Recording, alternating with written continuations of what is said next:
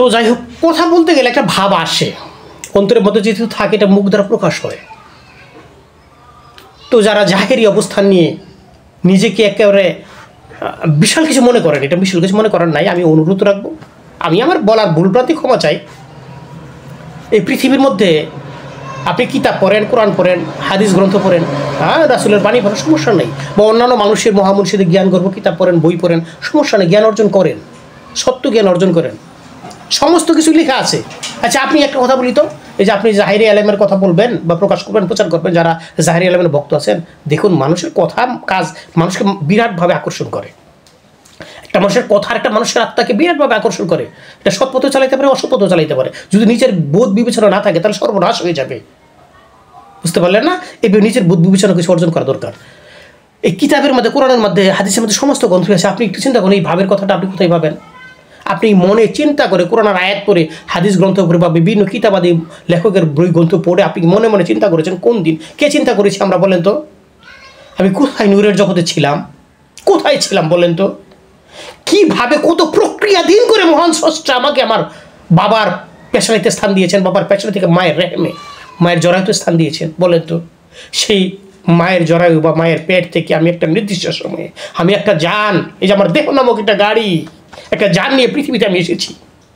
এই গাড়ি নিয়ে আমি পৃথিবীতে চলাফেরা করছি। আমি এই পৃথিবীর জীবনের শেষ, আমার জীবন আয়ু অস্তমিত হয়ে যাচ্ছে।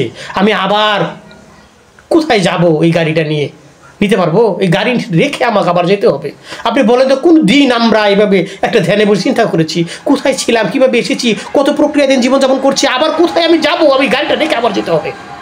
এই গাড়ি যে বহন করছি পৃথিবীতে, এই গাড়ি নামক দেহ নামক গাড়ি দিয়ে আমি এসেছি মার রেহেম থেকে, মার পেট থেকে পৃথিবীতে। এই গাড়ি যে ব্যবহার করছি, এই গাড়ি তো ক্ষয় বিকল হয়ে যাচ্ছে, পুরাতন হয়ে যাচ্ছে, গাড়ি নষ্ট হয়ে যাচ্ছে। গাড়ি ছেড়ে আবার আমাকে যেতে হবে। আমি কোথায় যাব বলেন তো? আমি যে সুখের উদ্ধারে ছিলাম, আমি কি আবার সেই সুখের উদ্ধারে যেতে পারবো? কোনো দিন অন্তরটা নরম করে মহান স্রষ্টার প্রতি ধ্যান করে, মহান স্রষ্টা যার মাধ্যমে প্রকাশিত হয়েছে পৃথিবীতে, যার মধ্যে প্রসারিত হয়েছেন প্রত্যেকটা জামানার নবী রাসূল, এই জামানার নবী রাসূলের ধ্যান করে, কথার প্রতি মনোনিবেশ করে আমি কোনো চিন্তা ভাবনা করেছি যে আমি কোথায় ছিলাম, কি সুখের উদ্ধারে ছিলাম, আবার কি আমি এই সুখের উদ্ধারে যেতে পারবো? কত পথ আবার পাড়ি দিতে হবে, বুঝে আসে না কত পথ পাড়ি দিতে হবে।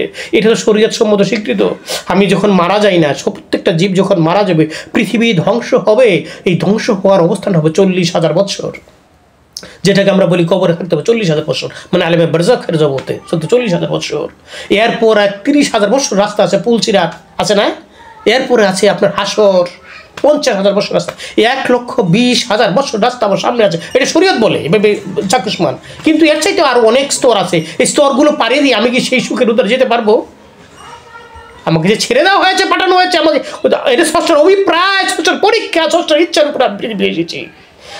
আমাকে পরীক্ষা করার জন্য পৃথিবী ছেড়েছেন। আমি আমার যোগ্যতা, আবার এই যোগ্যতা দেখায়া আমি যেতে পারবো?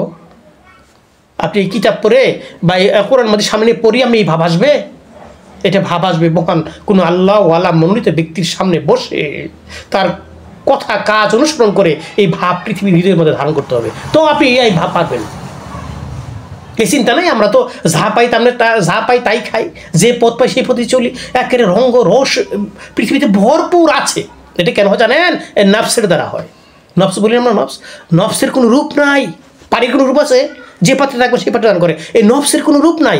আপনি নফস নিয়ে যখন কোনো যাত্রা গানে যাবেন না, আপনি দেখেন মন উৎফুল্ল। আপনি অলি আল্লাহ দরবারে বসেন, আপনার নরম, বিশেষ মজা হয় না? আপনি ইবাদত খানে বন্দিগিতে যান, ইবাদত বন্দি করার জন্য যান, দেখুন মনটা অন্য ভাব। আবার আপনার রাজগানের আসরে যান, মনটা অন্য ভাব। বুঝেন নাই মন কেমন? ও মিয়া, এই মন মানুষকে যারা মাছের শিকারে, তারা মাছ ধরতে গিয়ে পানির মধ্যে রাত কাটিয়ে দেয়। দেখেন কত কষ্ট করে কাজ করে, পার্থিব কাজকে হাজির করে। কিন্তু যখন এই দেহ নিয়ে আবার গভীর রাত হোক, দিনের বেলা হোক, একটা নির্দিষ্ট সময় চিন্তা ভাবনা ধ্যান করা হোক, বা একটা ধর্মীয় বা দিনের কাজ করা হোক, তখন শরীরের মধ্যে আলসে মিশে যায়, ঘুম এসে যায় তাড়াতাড়ি। দেখেন এই নফস এগুলো ঘটায়। পারবেন? এগুলো নিয়ন্ত্রণ করতে পেরেছি আমরা? এভাবে চিন্তা করেছি? একের জাহিরি এলেম নিয়ে একের বিশাল বাহাদুরি করতেছি।